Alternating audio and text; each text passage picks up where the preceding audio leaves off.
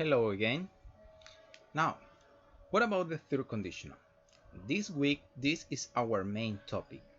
Third conditional is not related with present or future possible or imaginary situations. It's related with past imaginary situations. Now, we use the third conditional to talk about impossible conditions. They are impossible because they happened in the past and we cannot change the past. We cannot change these situations. For example, I definitely would have remembered if you had told me. If you had told me. In this case, we realize that you did not tell me anything. So, if you had told me, it's impossible that this happened, I definitely would have remembered. Here, we are not talking about a present or future probability.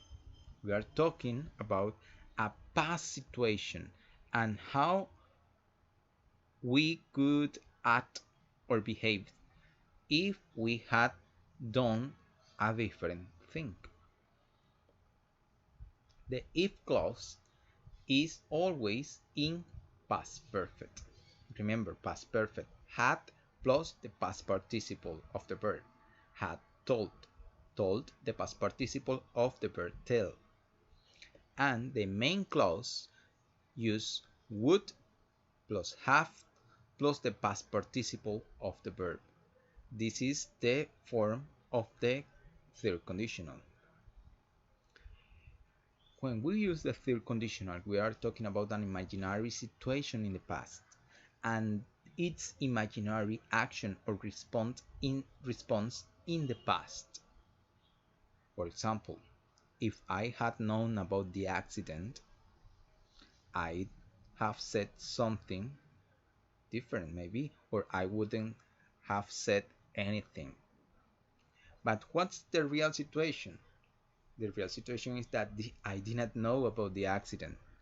So it's probable that I could have acted differently if I have known anything about the accident. But as I cannot change that situation, I use the third conditional. We use the third conditional when we want to change the past or regrets about the past. En Spanish. Okay. El third conditional básicamente lo usaremos como en este caso, en los dos ejemplos, cuando estoy hablando acerca de situaciones en el pasado que me gustaría que hubiesen sido diferentes. Ojalá yo hubiese hecho tal cosa, pero es imposible cambiarlas. Por eso usamos third conditional, porque estamos hablando, ay, ojalá yo hubiese hecho esto o aquello, pero simplemente son suposiciones, son anhelos, porque sabemos que no podemos cambiar esa situación. Ese es el objetivo del third conditional. El third conditional utilizará el past perfect en la situación o condición in the if clause, if plus had plus past participle para establecer la condición, y utilizaremos en el posible resultado, en el resultado imaginario, utilizaremos would plus have plus the past participle of the action para hablar de lo que habríamos hecho en caso de que una condición se hubiese dado. Okay. Now, we also use the third conditional to describe a situation that didn't happen and to imagine the result of this situation. If she had studied more, she would have passed the exam. Here, we made the third conditional by using the past perfect had plus past participle if she had studied in the if clause, and then would have plus the past participle in the main clause or imaginary result. She would have passed the exam. Here, would have can also have a contraction, and this contraction is would have. She would have passed the exam. Remember, if clause in past perfect and the main clause would have plus past participle.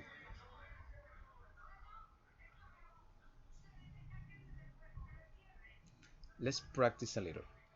Third conditional is based on its structure, as you see just a minute before here.